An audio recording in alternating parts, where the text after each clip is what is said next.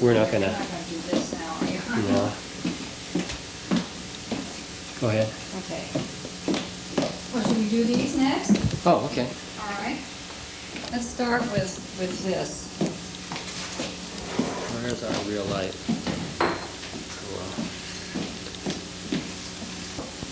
This platter is from the McLaughlin family, which Ethel Turner's family.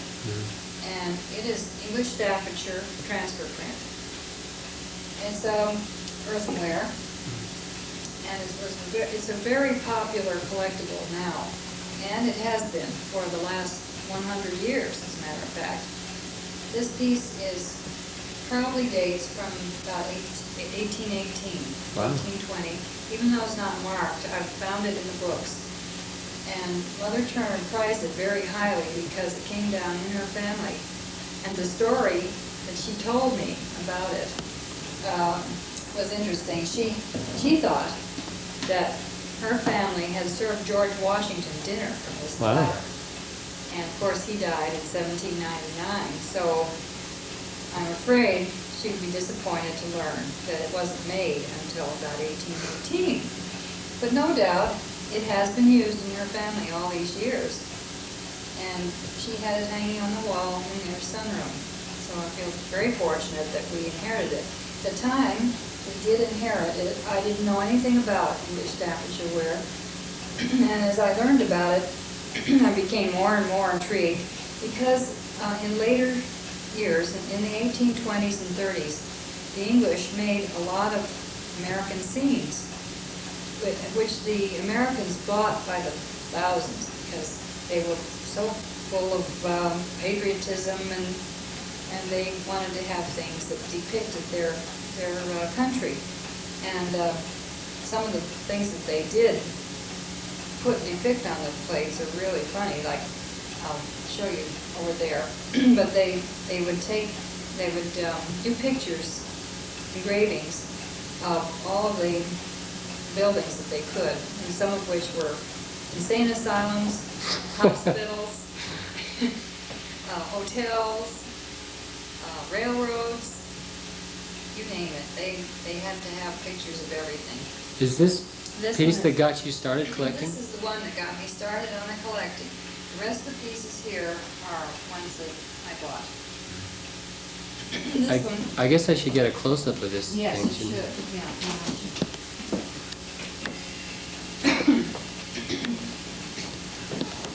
So what is that scene? It's an English scene. I can't It's really. not It's so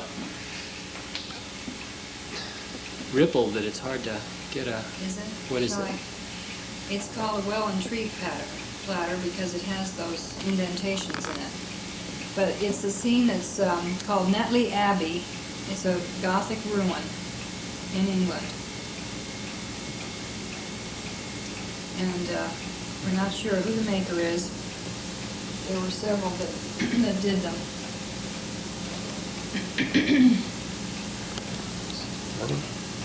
This thing is so quiet. Okay, we're gonna go look at. This one may be the oldest piece, and you can see the effect of chinoiserie, their imitation of the Chinese or the Oriental, very clearly in that. Even though they've adapted it to an English scene with the castle and the little thatched cottage, the trees are very, very Oriental. Yeah. And it's the wonderful soft paste was very lightweight. So that dates from probably 1800 to 1810 in there. Not a family piece. No, all of these were purchased. But these are American scenes. This one is Lafayette's Landing, which it makes it interesting because it's historical. It tells about when he came back on his triumphal return in 1824. This one is commemorating Gilpin's Mill on Brandywine Creek, which was one of the battle scenes of the Revolution. Was it originally intended to be that dark?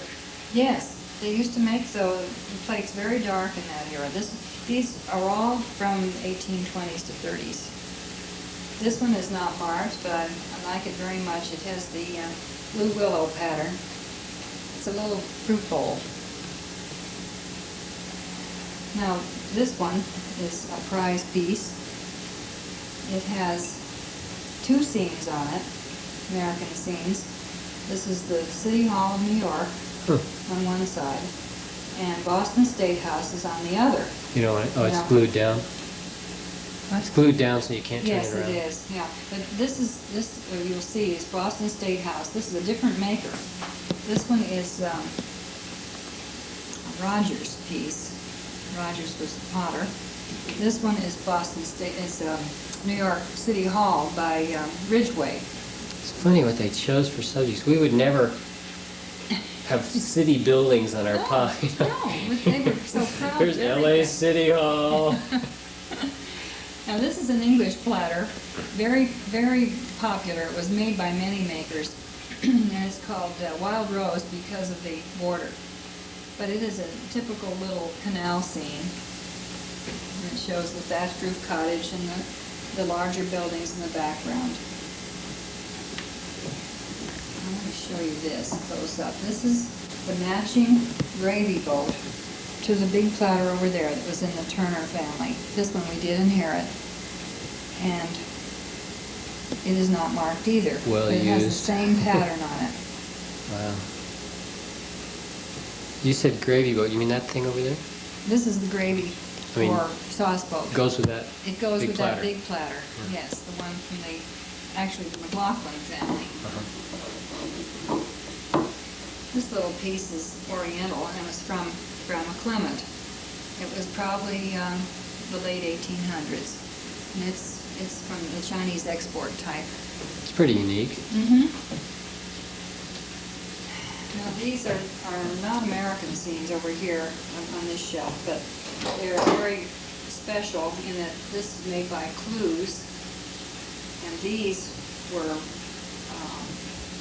this one was Clues, and this is an English castle scene, and this one is Regent's Park, and it's in England. Very collectible nonetheless.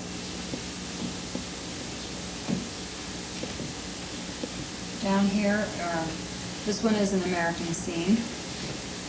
It's Fairmont at Philadelphia, and it's a waterworks. That gives you a typical example of a Civic piece pride. Yeah, civic pride is the word. Couldn't get it. But you can see Southern the border. California Edison logo on one of our china. The border is particularly interesting because it shows the American eagle in it. That's a beautiful piece. That's later, and you see the daintiness of the pattern and how they changed the look of it. It doesn't have as much blue, it's much lighter looking. And in the later eras, I would say this is probably 1840s, they started doing these very fanciful pictures, and that one is kind of a oriental, dreamy looking scene. We probably can't spend much time on this because I don't think the Yeah. resolution is good enough. All we're doing is Okay. pointing out outlines of things. All right. Now, we'll go into the family room, where we...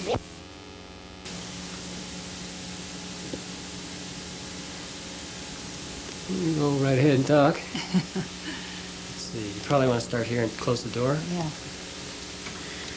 Uh-oh, all our lights need to go on. Let me see. Okay, we're on.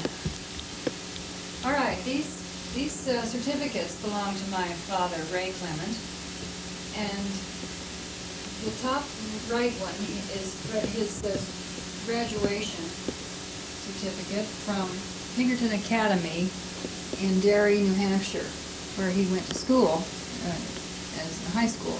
And it actually is a piece of sheepskin, and that's why it's wrinkled. Wow. And that's where they got around to calling things sheepskins. Yeah. And the one on the left is his degree from Bates College in Maine, where he graduated in, I believe it was 1912. Does it have the date on there? Should have looked. City. And he took his master's degree there in education. This picture was given to Ray and Gwen Clement, my parents, by his cousin Caroline as a wedding gift in 1920. Huh. And the reason she picked that, I do believe, is because it is a Roman scene. And Ray was Homer, done Roman. I should know. Nancy knows. It's Homer talking to his. Oh, his and he was son. a classic scholar. Yes, and because my father was majored in Latin in college and was a Latin scholar, I think that's why Caroline gave that to him. Yeah. To them. And Nancy has seen the original of this painting in one of the museums. She's not sure where it is, but back east somewhere. So it's fun to have that, just as a family artifact.